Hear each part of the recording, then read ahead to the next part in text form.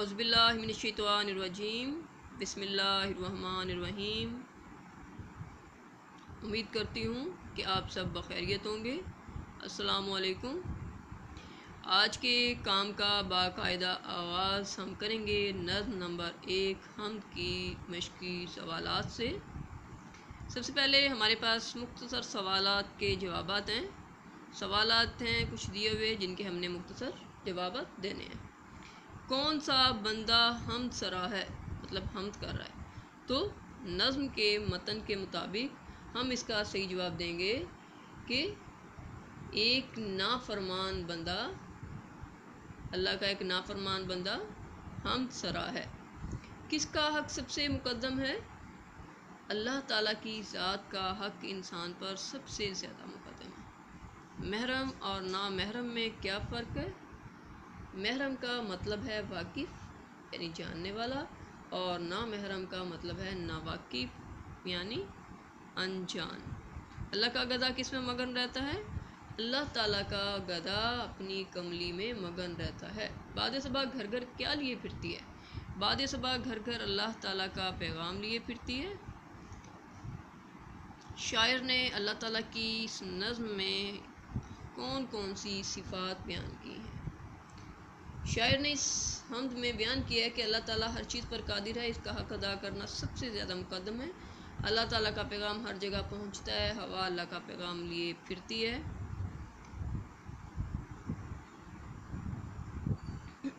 तीसरे शेर में अल्फाज के मानी हम लोग जो है तशरीह के साथ करेंगे। अब देखें अगला सवाल। तीसरे शेर में शायर ने महरम और ना महरम को किस लिए जैसा करार दे दिया है।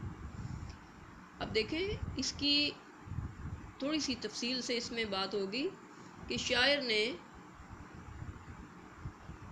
जो है महरम और नामहरम को इसलिए एक जैसा करार दिया है कि अल्लाह का राज पा लेने वाला अपने आप में मगन हो जाता है, दूसरों को अल्लाह के बारे में कुछ बता नहीं पाता, और अल्लाह ताला को जो नहीं पहचानता वो दुनिया में मगन होता है, वो अल्लाह ताला की हकीकतों से बेखबर रहता है।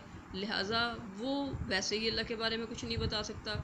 जानने वाला और ना जानने वाला इसीलिए दोनों बराबर होंगे।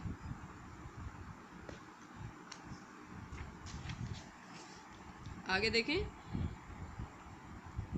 हमें चंद एक तारीफ़ें जो हैं वो यहाँ करेंगे। काफ़िया, शेर के आखिर में आने वाले हम आवाज़ अल्फाज को काफ़िया कहते हैं।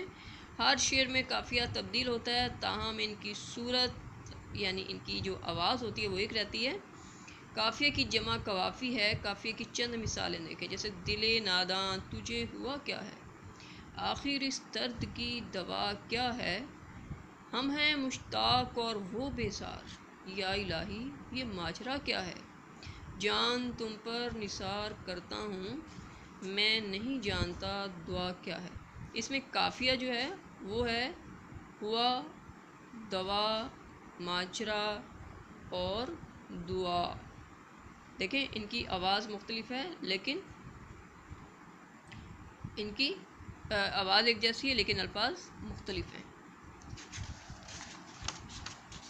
इसी तरह से रद्दीफ़, रद्दीफ़ के मानी है सवार के पीछे बैठने वाले के। शेर के आखिर में आने वाले लफ्ज़ या अल्फाज के मजमूए को रद्दीफ़ कहा जाता है।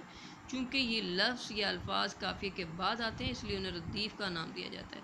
हर शेर में रद्दीफ़ का लफ्ज़ या अल्फाज हू बहू दोहराए जाते हैं और उनमें कोई तब्दीली नहीं होती।